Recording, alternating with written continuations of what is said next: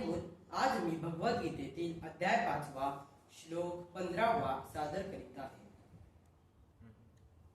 नादत्ते कस्यचित् पापौ न चैव सुकृतौ विभो अज्ञानेनावृतौ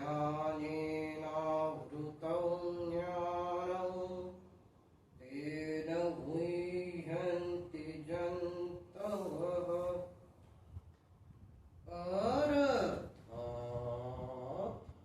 सर्वव्यापी परमेश्वर ही कोणाचेही पाप कर्म किंवा पुण्य कर्म स्वतःकडे घेत नाही, परंतु अज्ञानाने ज्ञान झाकलेले आहे, त्यामुळे